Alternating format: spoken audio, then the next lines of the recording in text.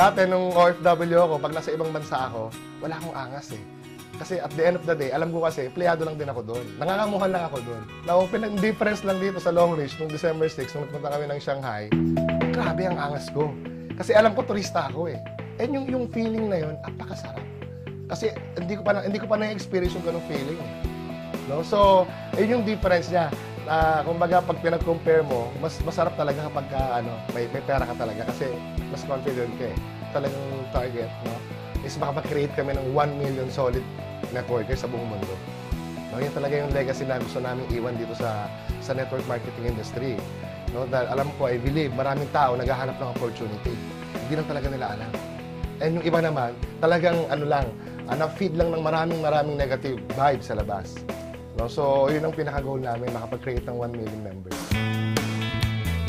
In 5 years time, masaya yan.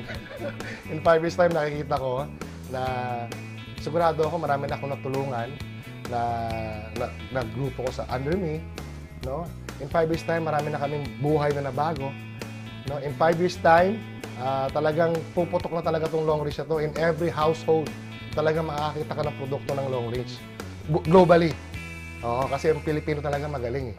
Kailangan na talaga ng tamang vehicle. So, yun ang nakikita ko in 5 years time, bro. Yung concept ng network marketing talaga is tulungan mo yung mga tao sa ilalim mo. Kasi pag hindi sila yumaman, hindi kaya yaman eh. Ganun lang kasimple. Kaya bottom line kami, we are very, very passionate na tulungan itong mga tao sa ilalim namin. Kasi pag hindi sila naging successful, hindi rin kami magiging successful. Unlike sa labas hindi kanya ng system eh. No wonder sa labas, walang cooperation. No wonder sa labas, imbis na magtulungan, nagsisiraan. Kasi nga, the system itself, hindi siya healthy. Unlike here, very healthy. Lahat ng sekreto mo, kung magaling kang appliance, you will share it sa buong grupo mo. So, yun ang difference niya sa labas at saka dito sa Long Ridge. Kaya, no, mahalaga din kasi na meron kang meron kang grupo na nagsusupport sa'yo. Keep believing. Kasi yun ang number 1 recipe ng success eh. Believe. Kamusta ang belief system mo? Kailangan yung belief system mo, kahit may problema ka, dire-diretso lang. Kahit nahihirapan ka, dire-diretso lang. So, right now, lumalaki na yung grupo.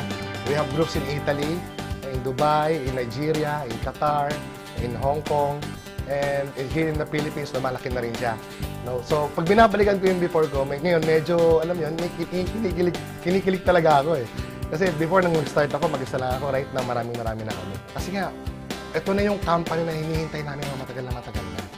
And believe me, with the years of experience namin sa ganitong industriya, talagang we can differentiate kung ano yung company malaki at sa hindi.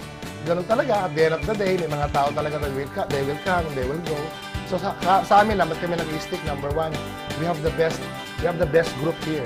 No, wala kang katulad ang Fire.net, wala siyang katulad. Talagang pamilya ang turingan namin dito. So mahirap iwan ang pamilya, tama ba? So yun yung number 1 na nagpapastick sa amin sa Long Ridge.